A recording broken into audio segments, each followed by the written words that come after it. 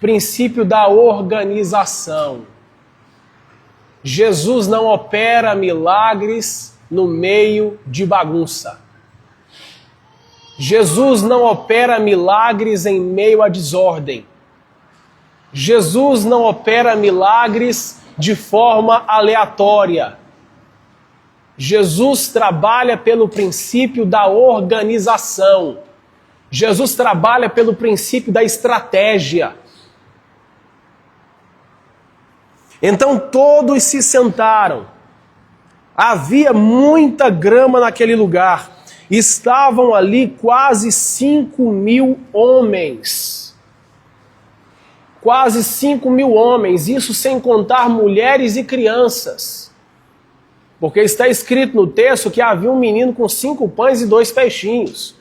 Esse menino não estava só ali. Ele estava acompanhado de mais uma galera, não é não, Felipe? Tinha mais criança ali no meio dessa situação toda. Então façam a matemática simples. 5.000 homens.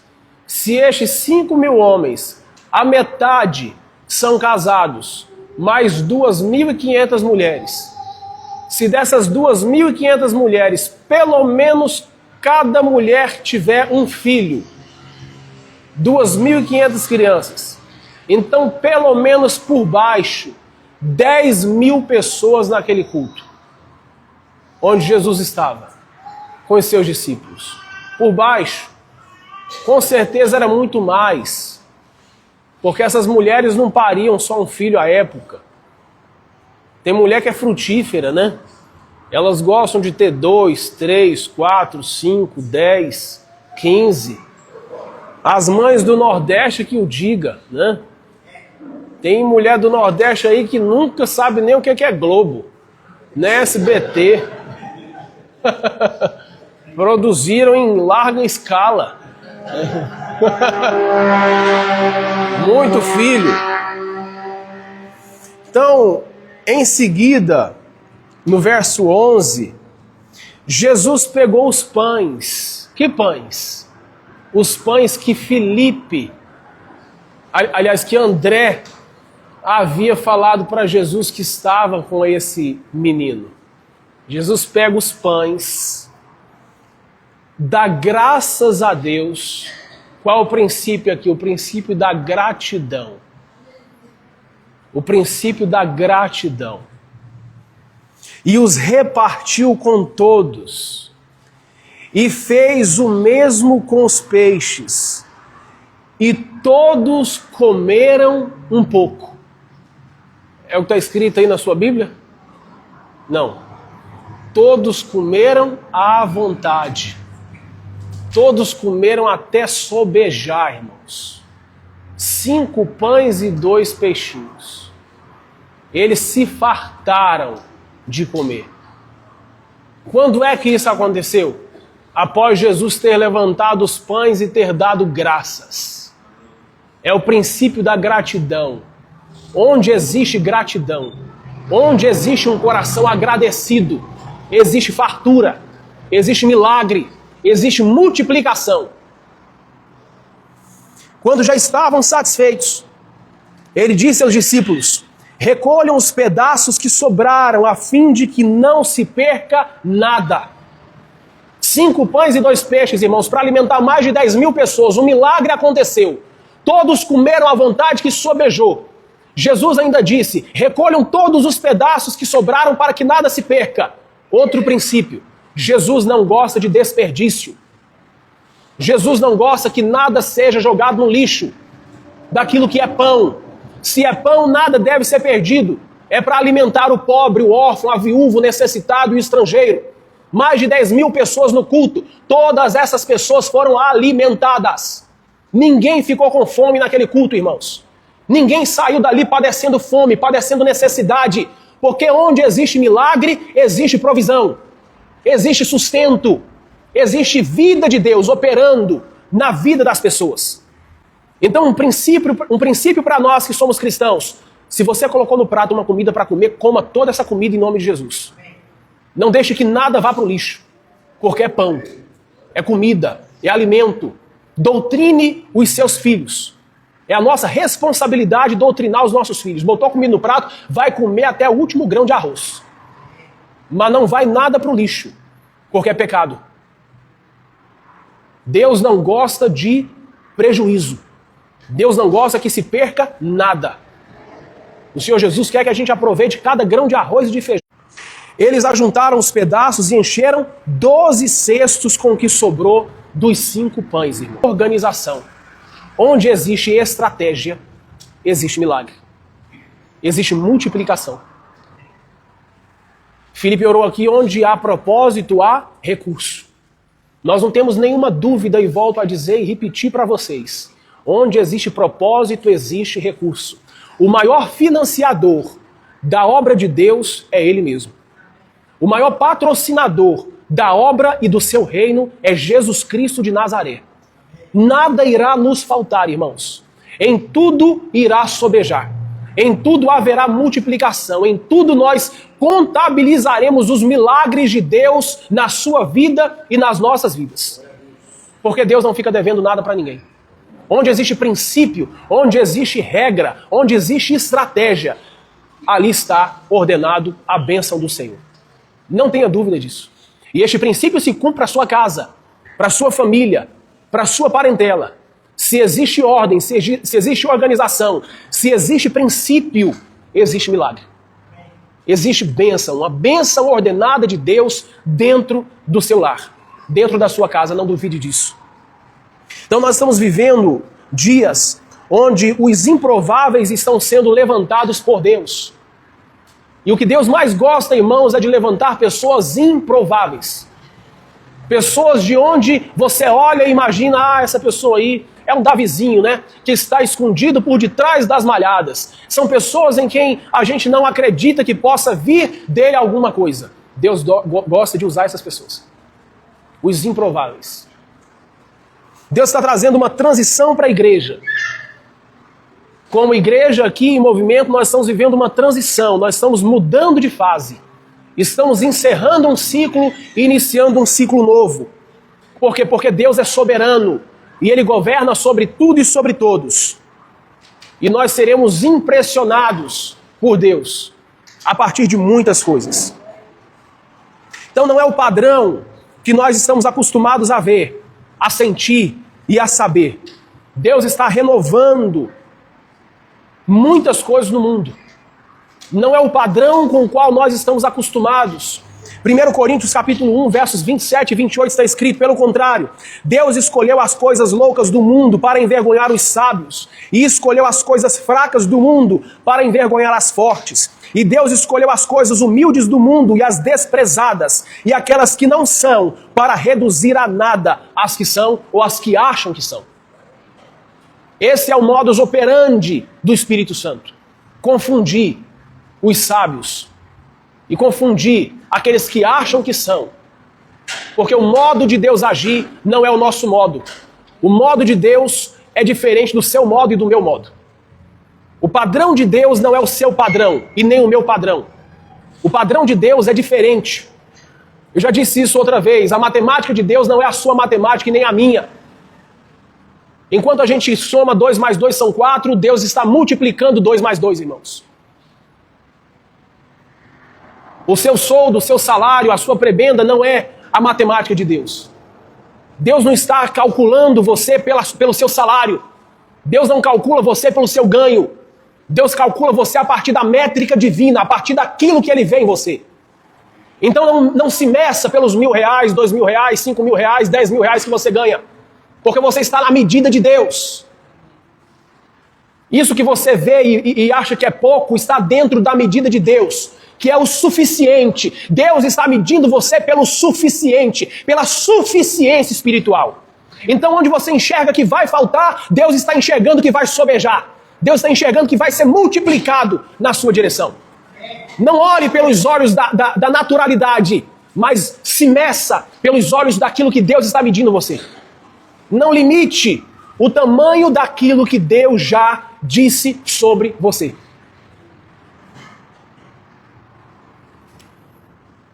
Então Deus está levantando gente improvável e fazendo coisas impossíveis.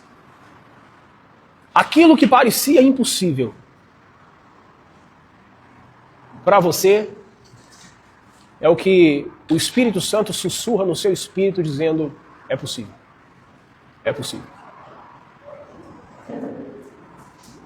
Então você precisa estar conectado com Deus para desfrutar do que Ele está fazendo, do que Ele está planejando, do que Ele está escrevendo. Senão sua mente vai argumentar o que Ele está fazendo. E enquanto Deus está escrevendo, enquanto Deus está arquitetando, enquanto Deus está projetando, não argumente aquilo que Deus está fazendo, irmãos. Nós estamos dentro da soberania do Senhor. Por que isso? Por que isso? Não é porque, é para quê? Existem ciclos que são fechados e ciclos que são iniciados. Não é porque, é para quê? E não está na nossa... não é o nosso direito argumentar a Deus. Porque quem é bom de argumento é ruim de arrependimento. Quem argumenta não se arrepende.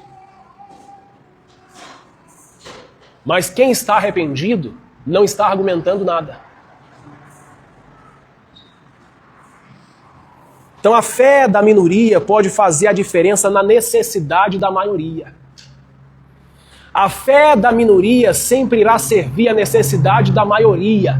E a necessidade da maioria sempre será servida da fé da minoria. Coloca isso no seu espírito e não esqueça nunca mais. Como crentes em Cristo Jesus. A necessidade da maioria sempre será servida da fé da minoria. Um menino, sem nome, sem expressão alguma, no meio de um culto, mais de 10 mil pessoas, 5 pães e 2 peixinhos, alimentou todo aquele culto. Essa é a oferta dos improváveis. É a oferta da viúva.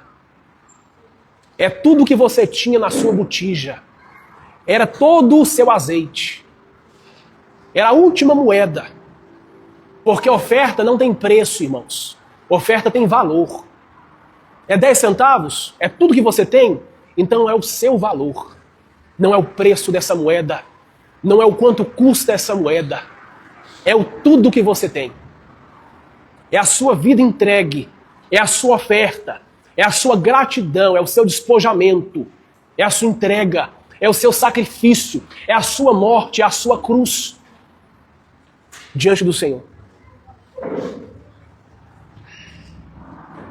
Não é a primeira vez, irmãos, que nesses 17 anos e 20 anos, junto com Eliane, de relacionamento, 17 anos de casamento, mais 3 anos de namoro, 20 anos juntos, que nós já fizemos oferta de sacrifício. Dessas igrejas que a gente vê por aí, né? Hein?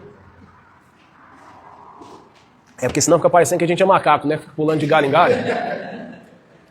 Mas nós não passamos por muitos lugares, né? Nós viemos de um lugar para cá e aí tal, agora estamos aqui. Mas não houveram muitas mudanças, né? Mas todas as vezes que Deus nos pediu alguma coisa, nós não hesitamos em entregar. E Eliane sempre foi a minha bússola espiritual, né? Porque o homem é mais complicado para entregar. O homem é mais racional, né? A mulher é mais emocional e por isso mais conectada com o Espírito Santo. Então todas as vezes que a gente foi desafiado numa oferta financeira, Deus sempre falou com ela primeiro. E comigo depois. Porque eu ficava relutando. Não, isso aqui é a voz do... Isso é a voz do diabo. Isso é a voz de Satanás. Não é pra mim não. Mas Deus sempre confirmava com ela e a gente sempre entregou aquilo que Deus pediu. Então as nossas vidas sempre esteve entregue. Sempre ofertada, sempre sacrificada. E na minha casa eu sempre fui esse improvável. Esse cara que de mim mesmo não sairia nada. Mas com 8 anos de idade, Jesus me chamou e eu entreguei minha vida para Ele. E esses 32 anos, irmãos, foram completamente dedicados a Jesus. Nunca passou pela minha cabeça, nunca jamais passou por minha cabeça andar desviado. Eu nunca saí da minha casa para qualquer culto que seja desanimado. Ah, que saco ir para o culto hoje. Nunca. Eu nunca acordei com essa preguiça de ir para o culto. Sempre com muita disposição, com muito fogo, com muita fé, com muita alegria. Alegrei-me quando me disseram, vamos à casa do Senhor.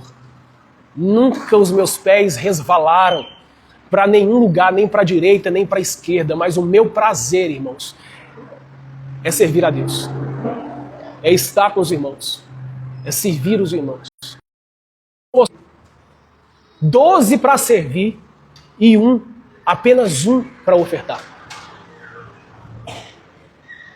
Apenas uma criança, um menino, com 5 pães e 2 peixinhos para ofertar tudo o que ele tinha. 5 pães e 2 peixes. E foi essa oferta, a oferta do improvável, a oferta daqueles que olhavam para esse menino que talvez nem era percebido naquela reunião, não era nem percebido naquele culto. Mas 2 discípulos de Jesus o perceberam e disseram, está aqui um menino que tem 5 pães e 2 peixinhos. Na soberania de Deus, imediatamente o Senhor o toma, levanta os pães, dá graças e alimenta a multidão que estava naquele culto.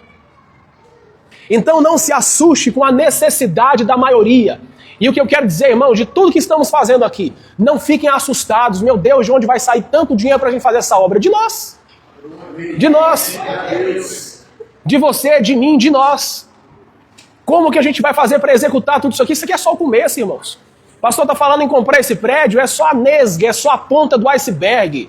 Daquilo que Deus pode fazer através de você e através de mim. Porque onde existe já é metade da eletricidade. Aqueles pensamentos internos, né, que pastor tem. Caramba, já é metade da eletricidade. Para a glória de Deus. E essa semana alguns irmãos dizimando, né? Aí tem um que é mais alvoroçado. O irmão mandou um dízimo umas 3 ou 4 vezes.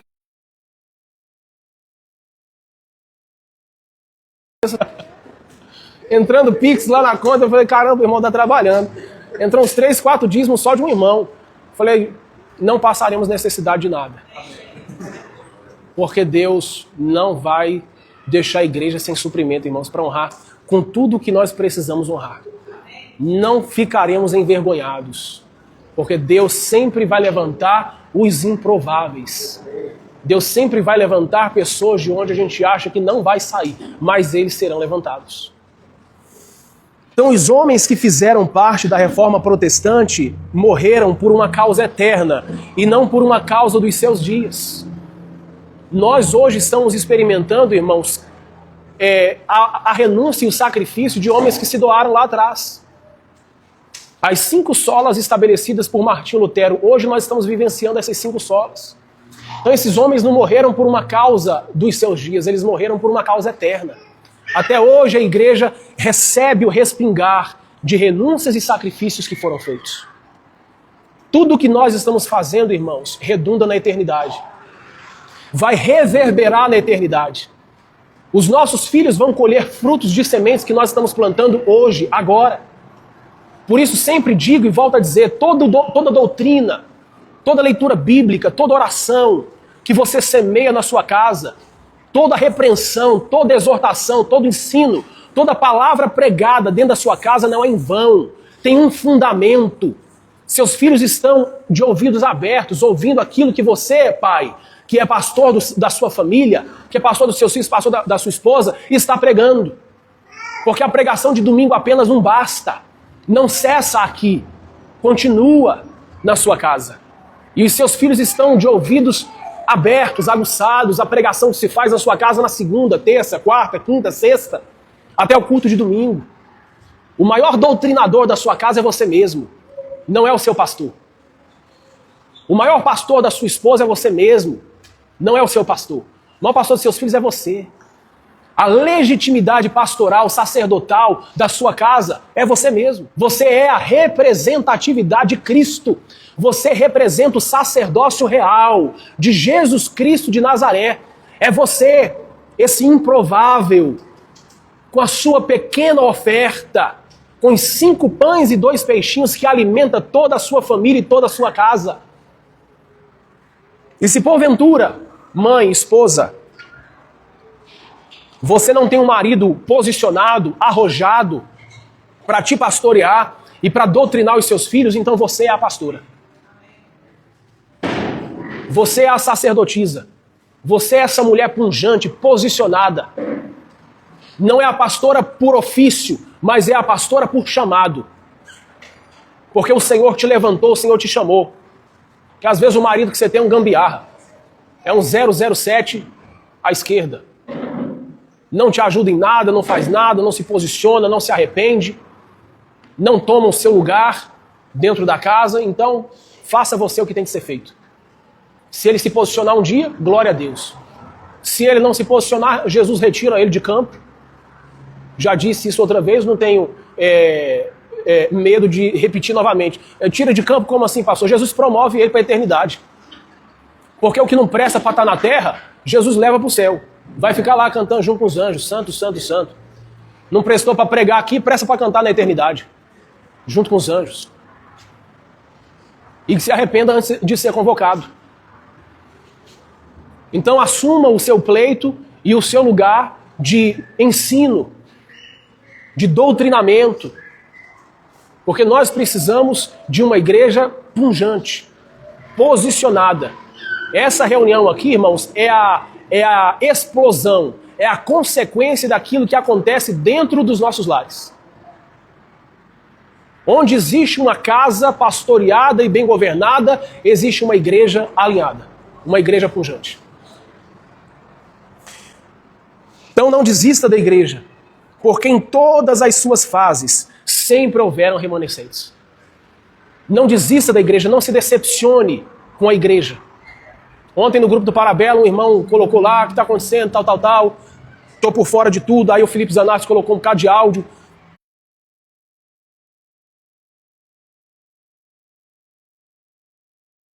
Eu estava esperando que essa igreja também fosse me decepcionar. Eu estava aguardando, eu estava na espreita de uma decepção. Mas eu já vi que o trabalho que vocês fazem é um trabalho muito sério. E eu quero repetir aqui, irmãos. Não desistam da igreja. Ainda que alguém caia, ainda que alguém se desvie, ainda que alguém mude a conduta, a igreja permanece viva, a igreja permanece de pé, porque a igreja é orgânica. A igreja não é nossa, a igreja é de Jesus. Nós somos a igreja de Jesus, irmãos. Ainda existem os remanescentes. Ainda existem esses Zezinhos sem nome. Esses pastores sem nome da esquina, que a gente não dá valor nenhum a eles. Eles estão lá. Existem os guardiões da igreja. Ainda existem os guardiões e as guardiãs da igreja. Esses irmãos e irmãs que estão com o joelho no chão, com o rosto no pó, orando, intercedendo, marchando as batalhas das madrugadas, guardando a igreja em oração. Portanto, nada, irmãos, que puder vir a acontecer vai manchar a marcha da igreja. Nada poderá paralisar a marcha da igreja. Nenhum pecado, nenhuma mancha, nenhum desvio de conduta poderá parar a igreja de Jesus. Porque nós estamos falando da igreja dele, que não é nossa. Nós somos um corpo vivo, um organismo vivo. E sempre serão levantados os improváveis para pleitear a causa, a verdade cristocêntrica, bibliocêntrica, daquilo que está sendo feito e pregado. Então a igreja não é o pastor, a igreja é a igreja. A igreja é o todo, a igreja é o corpo. E nós somos este corpo. Existe uma dor, existe um luto, existe uma enfermidade, existe algo que as que a igreja. Eu disse para Eliane, eu acho que a gente está achando graça aos olhos desse irmão. Porque eu chego e esse irmão falta me botar no colo dentro daquele café. Pastor, você está precisando de alguma coisa, tal. E aí segunda-feira eu fiz uma reunião lá. Eu já estava dentro do carro com a reengatada para ir embora. Aí lá de dentro eu falei, o que será que esse irmão quer? Aí parei o carro, lá vem ele com 2 sachezinhos de chá na mão. Olha, eu sei que o senhor gosta de chá, tá? Leva lá um chá para o senhor tomar em casa e tal, e para sua esposa. Ah, obrigado, tal. Aí ele perguntou, onde é a igreja de vocês? Onde é que vocês estão agora? Ele disse, ali em frente ao Parque Leão. Alugamos um prédio lá e tal. Ah, eu vou lá com a minha esposa. Quero conhecer a igreja de vocês. E eu estava ouvindo aí as reuniões que o senhor faz. O senhor tem feito aqui. Estava ouvindo, prestando atenção naquilo que vocês conversam. E eu ouvi o senhor falar de mesa. Eu achei interessante a sua palavra. Aí eu comecei a conversar com ele e tal. Então, estamos ganhando um irmão para Jesus. A Flávia, a irmã dele, era da Vive por Ti, ela tem câncer agora e nós estamos orando por ela. Mas nós estamos ganhando um irmão para Jesus, através de um modelo de discipulado que se chama mesa. E eu quero encorajar os irmãos à mesa, a vir para esse lugar. Porque a mesa, irmãos, é um lugar de igualdade. Quando a gente senta à mesa, a gente se iguala. Na mesa não existe nem maior nem menor. Nós estamos em posição de igualdade. São lembrados de Mefibosete? Quando ele se assentou à mesa, Mefibosete tinha uma deficiência física. Ele era aleijado dos pés, porque caiu. E ele assentou à mesa e a mesa escondeu a sua deficiência. Quando a gente senta à mesa, irmãos, nós nos tornamos iguais. A gente olha olho no olho um do outro. O melhor lugar para um discipulado é num café, é num chá, é comendo um biscoito. E olhando no olho um do outro para a gente se encontrar, para a gente se conectar, para a gente se amar. O púlpito é um lugar maravilhoso, mas a mesa não tem melhor. Porque é na mesa que a gente se conecta, que a gente se ama, que a gente se aproxima, que a gente conhece melhor um outro. Então, é nesse lugar que a igreja em movimento vai continuar se conectando. A mesa. Sempre a mesa. Sempre sentados nesse lugar onde nós nos igualamos.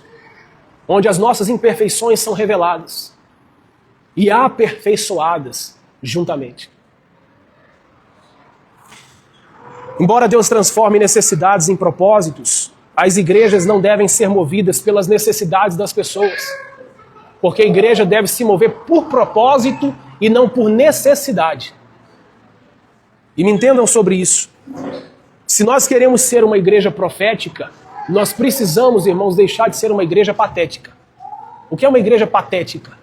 É uma igreja que só se move por necessidade, mas não se move por um propósito divino e eterno. É uma igreja que está sempre em busca de atender necessidades e não propósitos, que redundem para a eternidade. É uma igreja que tem discernimento espiritual daquilo que está sendo operado, realizado. Já disse diversas vezes, irmãos, que nós temos um olhar clínico daquilo que é oportunidade e daquilo que é necessidade. Os oportunistas continuarão aparecendo, mas nós precisamos ter essa métrica de Deus para medir o que é uma oportunidade e o que é uma necessidade real, pontual, para a igreja continuar servindo. Então não deixe apagar o candeeiro, senão nós iremos nos tornar uma igreja sem propósito, uma igreja sem destino e uma igreja sem futuro, que vai se reunir pela necessidade das pessoas e não pelo propósito eterno de Deus. E onde existe propósito, existe recurso. O recurso só desaparecerá, irmãos, quando o propósito deixar de existir. Por isso, enquanto houver propósito, haverá recurso. Endereçado de Deus dos céus para a sua igreja na terra. Então, uma igreja que está sempre reunida às necessidades das pessoas é uma igreja que cultua o humanismo e não a humanidade. E nós precisamos cultuar aquilo que é humano, que é onde Deus permeia por meio da sua vida e da minha vida. É muito importante que nesses dias a igreja seja movida, irmãos, sempre por um olhar profético, sempre enxergando o futuro adiante de si. Então o que nós queremos? Qual é a nossa visão de futuro para a igreja, irmãos? Nós queremos doutrinar os nossos filhos. Nós queremos colocar os nossos filhos na direção, dentro dessa bússola espiritual.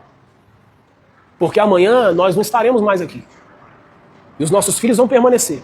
Eles precisam ocupar esse lugar de uma igreja que tem voz, de uma igreja que não se perdeu pelo patético, mas de uma igreja que se encontrou pelas coisas proféticas. Porque nós estamos gerando profetas dentro de casa. Ouça isso.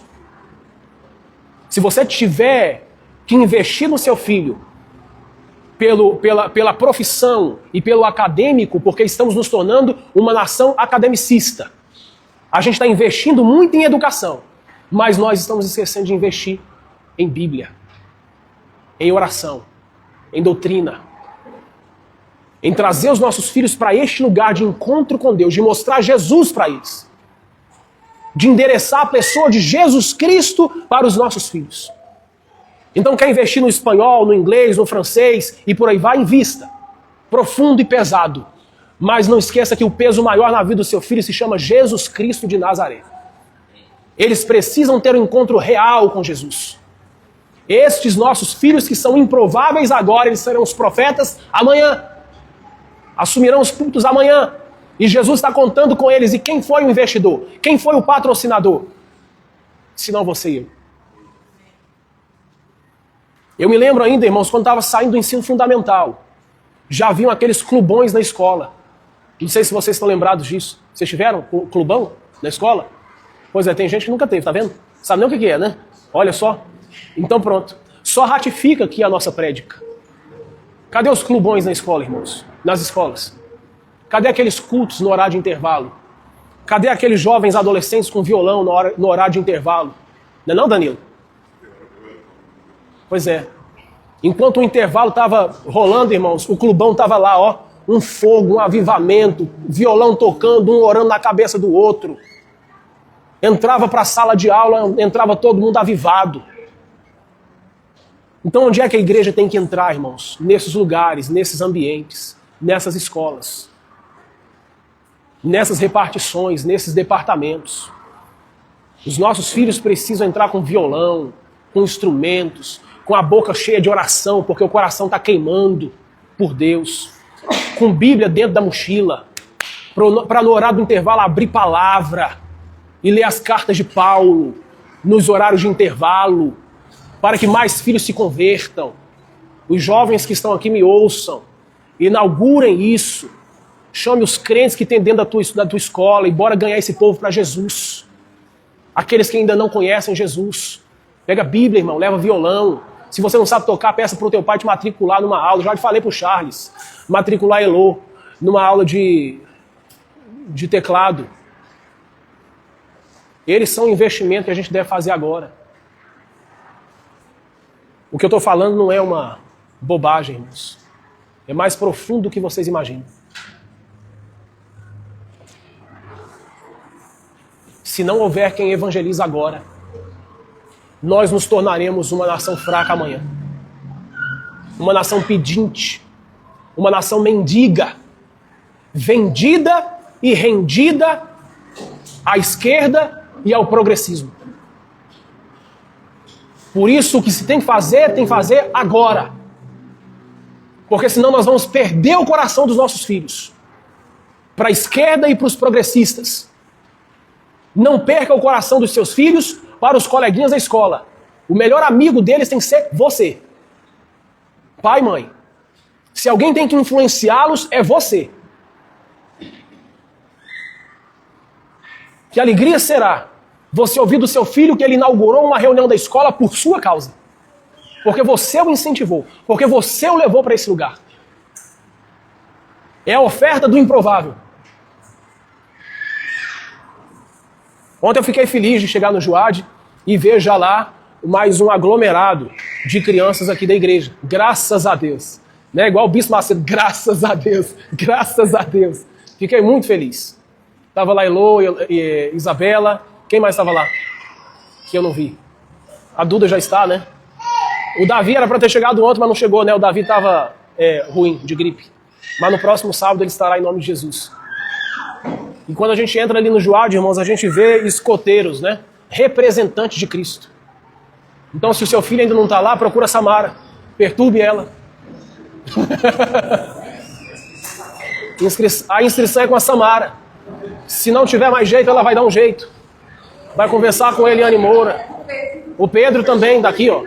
Não é? O Pedro está com sangue no olho. Né? O João Pedro. Então procure o João Pedro e leva todas as crianças da igreja para o Juad. Em nome de Jesus.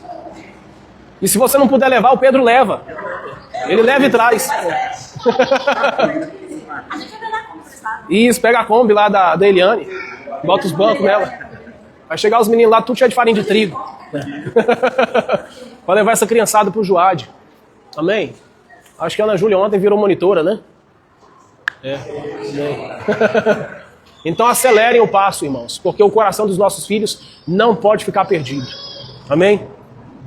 Então ter um olhar profético é a necessidade da igreja, sobretudo. O Pietro era para estar, não era? Amém, pronto. As crianças do Gabriel e da Mariana também já estão conectados. Amém? Então, a igreja não pode perder esse olhar profético. Nós precisamos investir maciçamente nos nossos filhos. Por isso que essa parte do Kids aqui, ó, toda essa parte é deles. E vai ser investido pesado para que os nossos filhos tenham ensino bíblico de qualidade e sólido.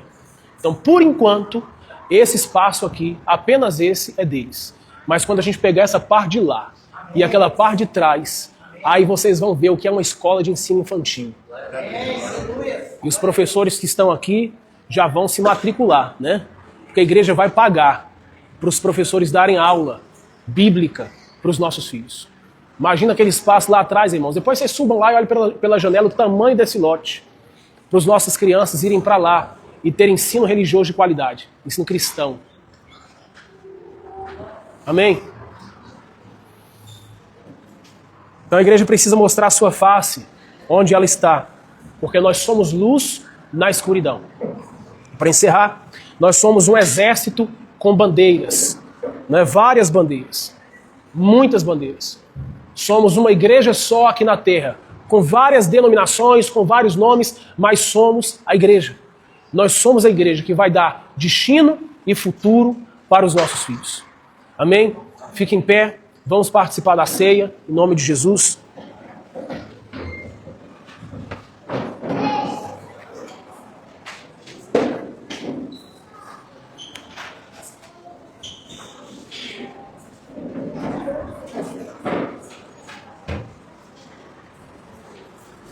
Enquanto os irmãos cantam aí um louvor e distribuem os elementos, amém? Os irmãos podem receber os elementos aí enquanto o pessoal do louvor canta.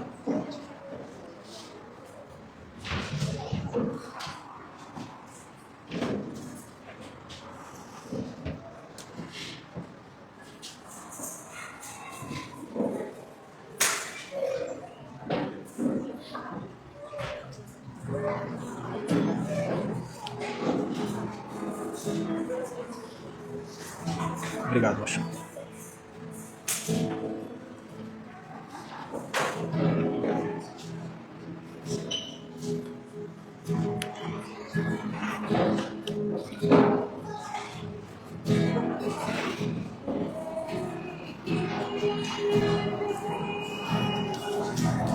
Posso crer no amanhã, porque Ele vive, temor não há, mas eu bem sei, eu sei que a minha vida está nas mãos do meu Jesus, que vivo está. Todos foram servidos, irmãos? Amém? Glória a Deus. Só do cálice, né? O pão está aqui? Amém. Obrigado.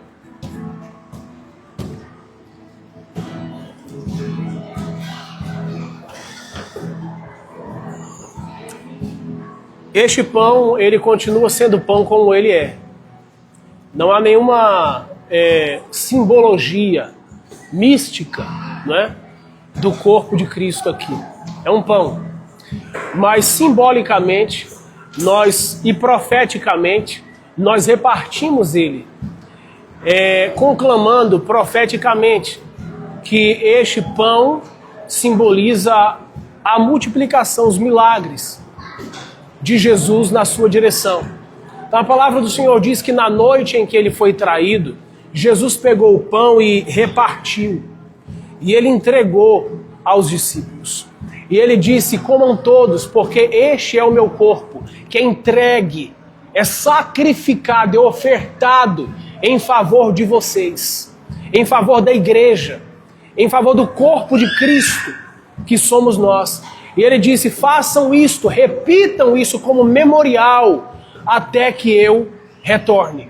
Então, enquanto a gente ceia, a gente está anunciando a morte e a ressurreição do Senhor, até que Ele venha. Amém? Então peguem do corpo de Cristo e vão repartindo aí entre os irmãos. Vão repartindo entre os irmãos. Pode levar. Vou pegar, moço.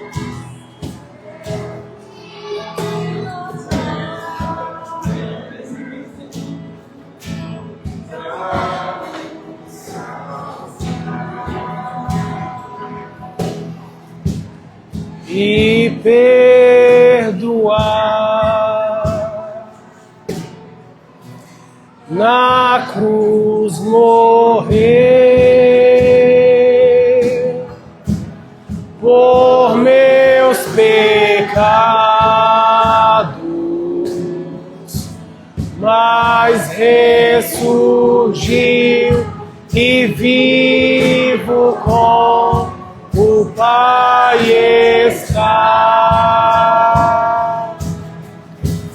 porque Ele vive, posso crer no amanhã, temor não há, mas eu bem sei que a minha vida está nas mãos do meu Jesus, que vivo está. Amém. Glória a Deus. Glória a Deus. Podem comer e beber do suco, amém?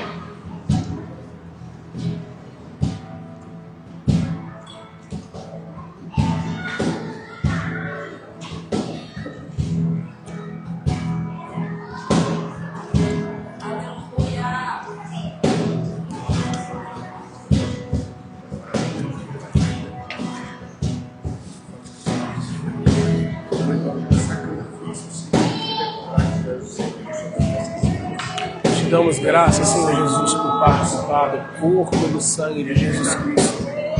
Damos-te graças, ó Deus, pela oportunidade, pelo privilégio de celebrar, ó Deus, a Santa Ceia, participar da tua mesa, Senhor.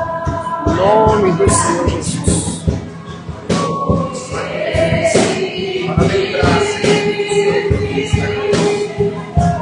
Posso crer no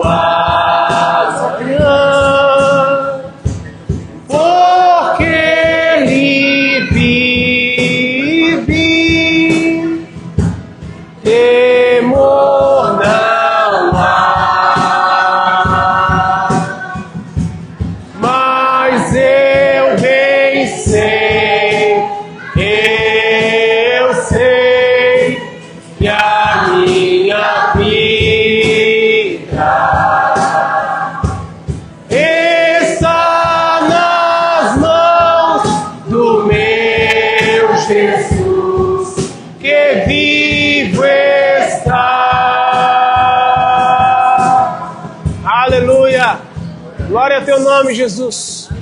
Nós te damos graças, ó Deus, por esta celebração, por este culto, ó Deus, que nós oferecemos a ti. Senhor, a nossa sensação é de regozijo, é de alegria diante de ti, porque tua palavra expressa em Mateus 18:20, que onde estiverem 2 ou 3 reunidos em teu nome, o Senhor ali está. E nós sabemos que o Senhor está aqui. O Senhor está representado através das nossas vidas. O teu Espírito mora em nós. E Ele opera em nós e através de nós. E que a partir, ó Deus, deste momento de ceia, de comunhão, de mesa, deste lugar poderoso e sublime, a tua presença continue se manifestando através de nós. Para mudar contextos, para transformar realidades. Onde a igreja do Senhor Jesus passar e estiver estabelecida, que haja transformação genuína, que haja arrependimento, que haja confissão de pecados, que haja salvação, que haja libertação, que haja restauração, meu Deus. Assim nós oramos.